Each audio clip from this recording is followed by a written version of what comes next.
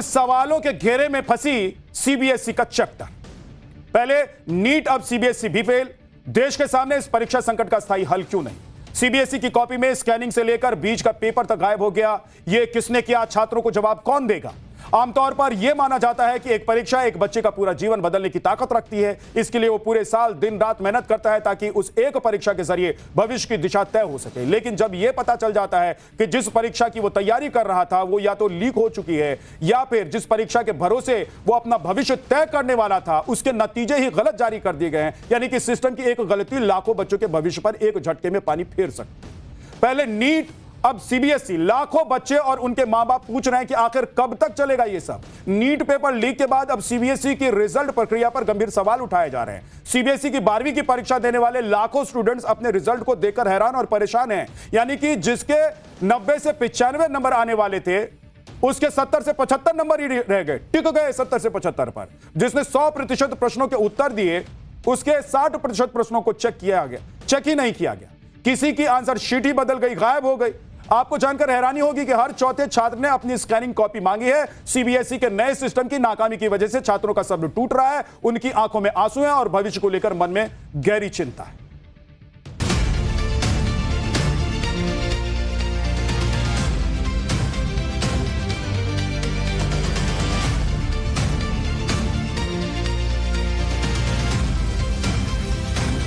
इसमें कोई नई चीजें नहीं है, बस hard copy of answer book के जगह पर स्क्रीन पर टीचर्स का एवोल्यूशन है। रिजल्ट का प्रदर्शन बच्चों ने जो लिखा है, जो उनके परफॉर्मेंस रहे उसके अनुसार ही बोर्ड ने रिजल्ट को डिक्लेयर किया है। इसमें ओएसएम कहीं भी कोई फैक्टर नहीं है।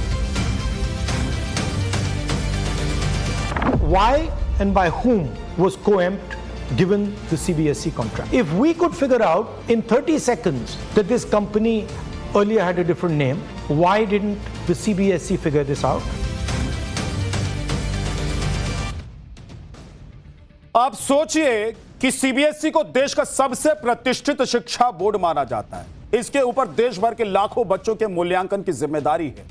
आज उस सीबीएसई को देश के छात्र और उसके माता पिता भर भर कर कोस रहे हैं, शक भरी नजरों से देख रहे हैं, उसकी क्रेडिबिलिटी पर सवाल उठा रहे हैं। दूसरी तरफ सीबीएसई भी दबी जुबान से मान रहा है कि उससे गलती हुई है। सीबीएसई की दलील है कि तकनीकी खामियों की वजह से यह परेशानी सामने आई है। इसके बारे में आगे आपको बताने वाला हूं, लेकिन पहले यह देख लीजिए कि सीबीएसई की तकनीकी खामी आज कितने बच्चों पर भारी पड़ गई। सीबीएसई के मुताबिक इस बार 12वीं की परीक्षा में 17,68,962 छात्र बैठे थे, जिनमें से 4,04,319 यानी कि 22.85% छात्रों ने आंसर शीट की स्कैन कॉपी मांग ली है। बोला कि दिखाइए, विश्वास नहीं हो रहा है कि जो नंबर आया है और जो पेपर देने के बाद आकर हमने चेक किया था कितने नंबर आएंगे, विश्वास नहीं हो रहा है। सोच रहे हैं आप, 22.85 मतलब करीब 23% छात्रों ने आंसर शीट मांग ली है। इन छात्रों ने कुल 11,31,961 आंसर शीट मांगी है। 26 मई की शाम तक करीब 9 लाख आंसर शीट भेजी गई। पिछले साल के मुकाबले इस बार यह संख्या 4 गुना ज्यादा है। इसके अलावा सीबीएसई की वेबसाइट में तकनीकी खराबी से कई आवेदक और आवेदन अटके हुए हैं। दावा किया गया है कि पेंडिंग आवेदन 27 मई तक पूरे कर लिए जाएंगे। कई रिपोर्ट्स में यह भी बात सामने आई है कि इस बार कई टीचर्स ने ब्लर कॉपी ही जांच दी, जबकि उनके पास रिजेक्ट का ऑप्शन तक था। लेकिन ज्यादा मेहनत कौन मेहनत करे? थोड़ा कम नंबर ही आ जाएगा तो क्या हो जाएगा। मेहनत से बचने के लिए कैसे टीचर्स ने इस ऑप्शन का इस्तेमाल ही नहीं किया, गए ही नहीं इस पर। मतलब सोचिए कि छात्रों का भविष्य भले ही ब्लर हो जाए, लेकिन टीचर जिनके पास ऑप्शन था उनमें से कई ने ब्लर कॉपी जांच दी। जरा सोचिए, जब इन टीचर्स ने 10वीं और 12वीं पास की होगी और उनकी कॉपी के साथ कोई ऐसा ही करता तो उनकी क्या हालत होती। अपने बारे में नहीं सोचा क्या आपने? अरे आप लोगों पर आंख बंद करके विश्वास करते हैं बच्चे और बच्चों के पेरेंट्स, और आपने ब्लर कॉपी देख ली। लेकिन ये कौन सोच रहा है? कोई नहीं सोच रहा है। सिर्फ वो सोच रहा है जिसने पेपर दिया, और सिर्फ वो सोच रहा है जिसके घर के बच्चों ने पेपर। बहुत से बच्चों की यह भी शिकायत है कि पूरा पेपर करने के बाद भी उनकी आधी अधूरी कॉपी चेक हुई। मैं आपका नंदिनी। कहाँ से आई? एंड्रयूजगंज। अच्छा, क्या बोल रहे हैं ये? बोल रहे हैं कि जो ऑनलाइन रिजल्ट दिखा रहा है उसमें कुछ भी लिखा रहा है, उसकी प्रिंट आउट निकलवा के लाओ उसका, तब हम देखेंगे, आगे बात करेंगे। और मेरे टीचर, जब मैंने उनसे बात करी तो उन्होंने कहा था बस एडमिट कार्ड लेके आना है। तो ये मना कर रहे हैं? हाँ, इन्होंने बोला पहले प्रिंट आउट लेके आओ फिर आगे देखेंगे। आपने मतलब बताया कि मैं अपना खोलना चाह रही हूँ रिजल्ट। हाँ, मैंने बताया है कि मेरा खुल नहीं रहा है रिजल्ट। कह रहे जो दिखा रहा है उसमें उसका प्रिंट आउट लेके आओ। पता भी नहीं है कि आपके कितने मार्क्स आए, क्या है? नहीं बिल्कुल। क्या सब्जेक्ट है आपके?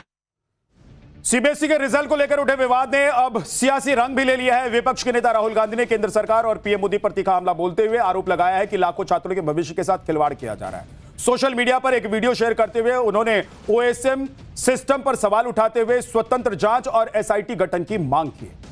The company that did the OSM for your exam was actually called Globarina. Globarina has carried out this scam twice before in Telangana. Once in the board exam in Telangana in 2019 and after that again in Telangana in 2023. The same OSM based errors were responsible for the death by suicide of 23 young Indians in Telangana. अब सवाल यह है कि इस CBSE से इतनी बड़ी गलती हो कैसे गई जिसकी वजह से हर कोई परेशान है। दरअसल इस बार सीबीएसई ने ओएसएम यानी कि ऑन स्क्रीन मार्किंग सिस्टम से कॉपी चेक करवाई है। यह एक डिजिटल इवोल्यूशन यानी कि डिजिटल मूल्यांकन प्रक्रिया है जिसके जरिए शिक्षक कंप्यूटर या फिर टैबलेट स्क्रीन पर छात्रों की कॉपी की जांच कर सकते हैं। इसके जरिए छात्रों की फिजिकल कॉपी को डिजिटल पीडीएफ में स्कैन किया जाता है।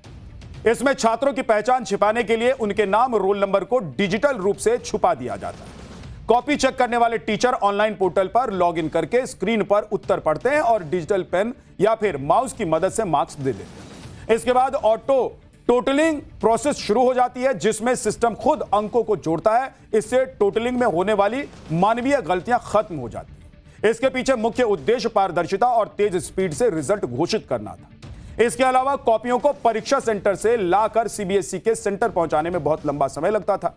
इसमें ट्रांसपोर्ट की लागत और समय बढ़ जाता था। लेकिन नए ओएसएम सिस्टम में शिक्षकों ने अपने ही स्थान पर रहकर कॉपी चेक की। लेकिन अब यह बात सामने आई है, यह तकनीक पूरी तरीके से सफल नहीं हो पाई, इसलिए बहुत से बच्चे परेशान हैं। पहली बार जब वो उत्तर पुस्तिका ले लेते हैं और उसको देखते हैं तो हम उनके जो इश्यूज होंगे वो दो पार्ट में बांटेंगे।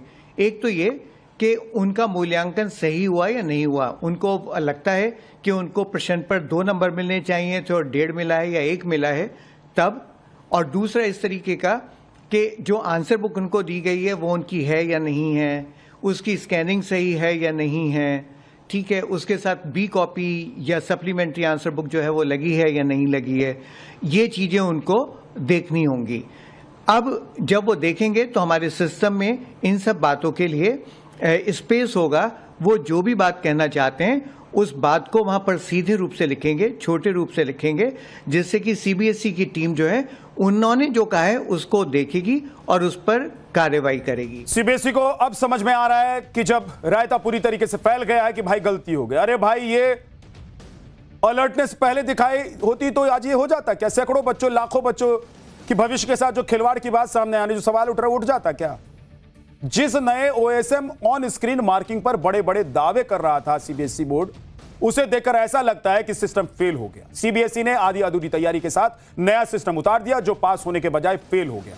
आप देखिए कि कैसे एक ओएसएम ने लाखों बच्चों के भविष्य को हिलाकर रख दिया। ओएसएम की तकनीकी खामियों की वजह से बहुत से शिक्षकों को कॉपी की स्कैन पीडीएफ धुंधली मिली, जिसकी वजह से सही लिखे जवाब नजर नहीं आए या फिर अंक कम दे दिए गए। सीबीएसई के मुताबिक करीब 98 लाख आंसर शीट में से 13,000 से ज्यादा पढ़ने लायक थे ही नहीं। इन्हें बाद में मैन्युअली चेक किया गया। इसके अलावा हजारों आंसर शीट को दोबारा स्कैन करना पड़ा। कुछ पेजों के जवाब पूरी तरीके से चेक नहीं हुए, स्टेप बाय स्टेप मार्किंग गायब मिली या कुल अंकों में गड़बड़ी मिली।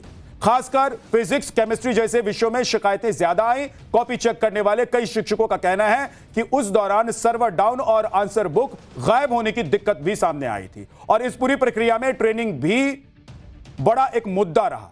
कई शिक्षक कंप्यूटर और सॉफ्टवेयर से पूरी तरह से सहज नहीं थे, जिसकी वजह से लॉगिन, ओटीपी और सिस्टम ग्लिचेस जैसी समस्याओं का सामना करना पड़ा उन्हें।